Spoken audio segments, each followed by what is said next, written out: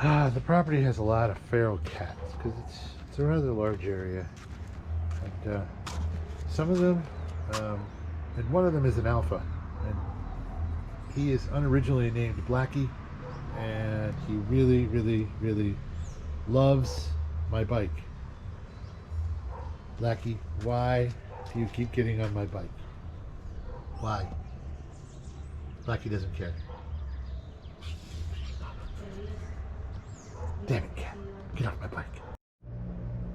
So, Ecuador is interesting in that where we are, which is we're in a city. It's not a huge city, but it's a small city. And around here, you can ride the bus. Buses go between cities. They go between regions. You can ride the bus relatively inexpensively. You can also, buy a car. Buying a car here, it deserves its own whole series of videos. It's, in my opinion, a freaking nightmare. And all the bad things that have ever happened to a car or that you ever did in the car come with the car. So, if you did speeding or you stole the car or something, or you smashed into somebody with the car, well, all of your troubles go away when you sell that car because they just go with the car. So some fool is going to buy your car and get all those troubles. So yeah, buying a car, not my favorite idea. I'm not real big on riding the bus because I am a very large man for Ecuador. I am 6'5". I am 200 and I don't even know how many pounds I am right now, but I'm still really big. I cannot sit on the freaking bus. My knees go up to my ears. Some of the larger buses that go between cities, that's not too much of a deal. I can fit in those. And then, you can call a taxi. Taxis is an expense. It's not a huge expense. It's, $1.50 to go from one side of the city to the other. $3 to go from city to city, depending on how far apart they are. We have cities that are really kind of close to each other. Then there's bicycles, which is an incredibly dangerous thing. They have zero respect, and when I say they, I mean taxis and buses. They do not have any respect for bicycles. So, and they don't understand why bicyclists are on the street. They beep at them. They try to kill them. It's very dangerous to have a bicycle. Even when I watch some YouTubers who are Ecuadorian, they will also say, like, I don't understand what these people are doing with bicycles on the street. Don't they know that they're messing things up? Very different very different from where I am from. And then there's motorcycles. Oh, motorcycles. Everybody who rides a motorcycle here pretty much has a death wish. They weave in and out of traffic. They don't really care how slow or fast they go. They're incredibly dangerous. But motorcycle taxis are incredibly popular here. They're very low cost, and they will get you from one side of the city to the other. Probably it's one of the fastest ways to do it, because they very often ignore any kind of rules of the road.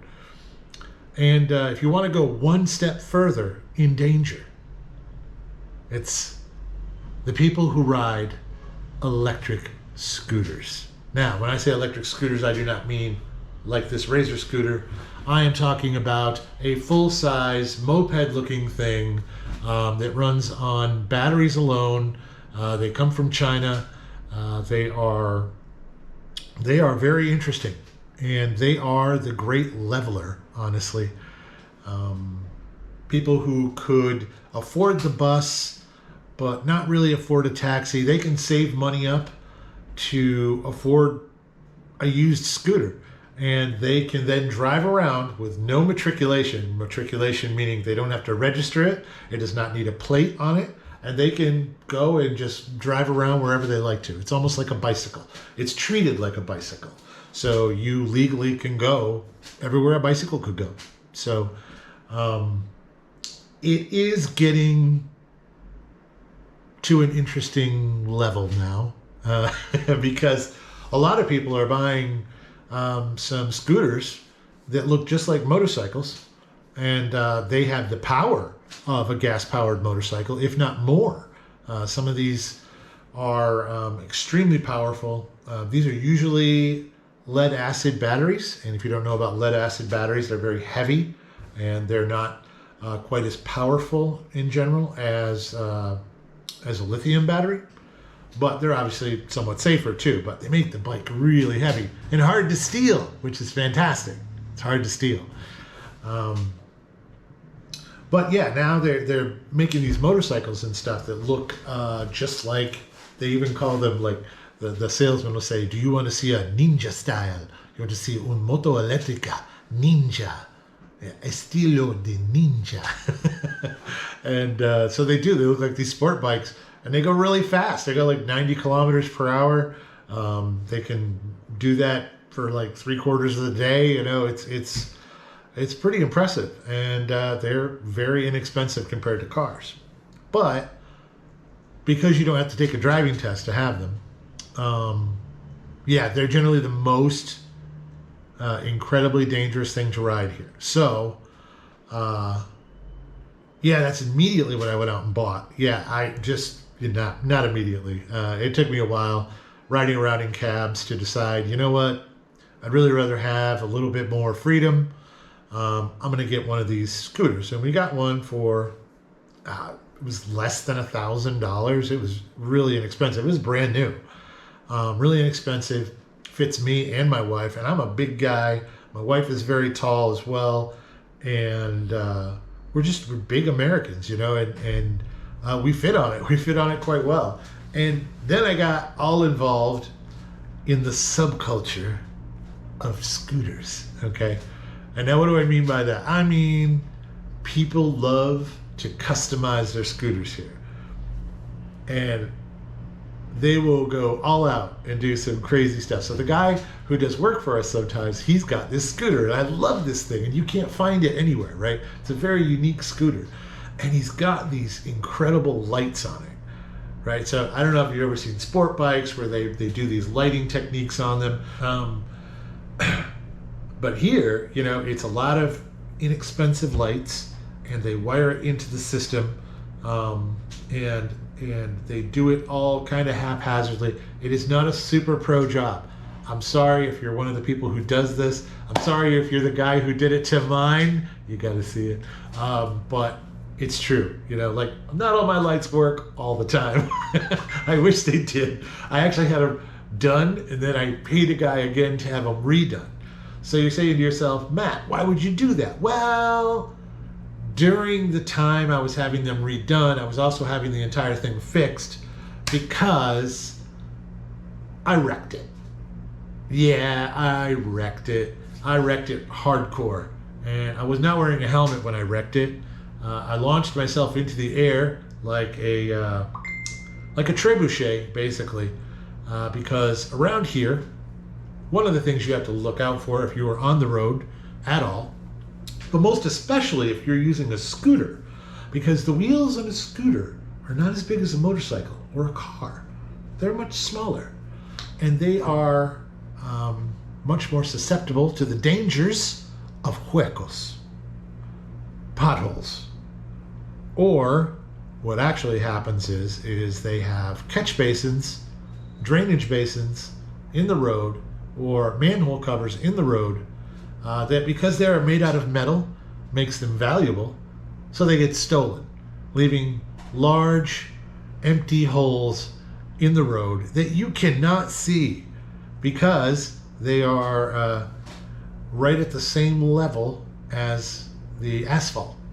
So you have to know, you have to be able to see from a distance, or you have to be going so slow that you can pick them out and get around them. And I did that. I did that for weeks and weeks and weeks. I never had a problem until I did. And I was driving down one main road. I had to drive at a certain speed to keep up with traffic, so I didn't get smushed from behind.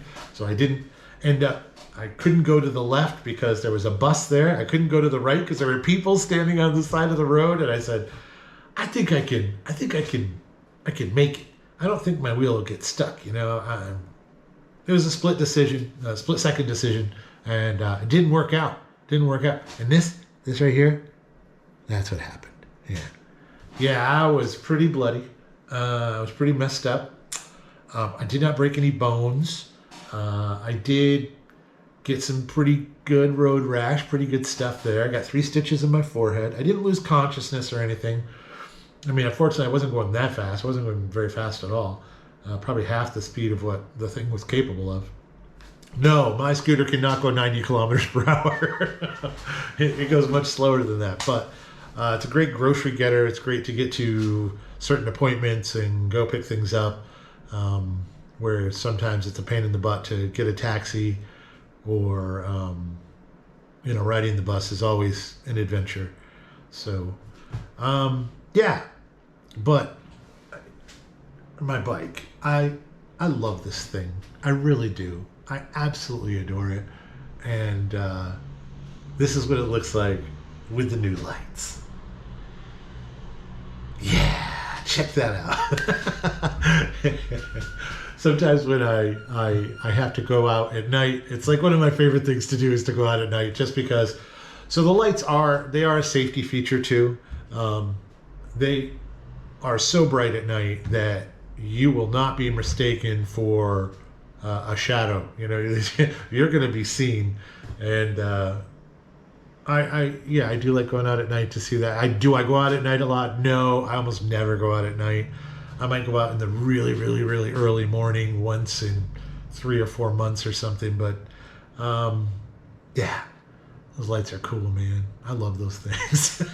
I'm kind of involved in it now. And now I'm becoming like a connoisseur of electric bikes, Like, I know now that I'd really like to upgrade my motor. I'd like to pull all of the lead acid batteries out and put in a lithium battery, swap it over, because that'll make the bike lighter, and therefore even the current motor will push it a lot better. It'll have a lot more power.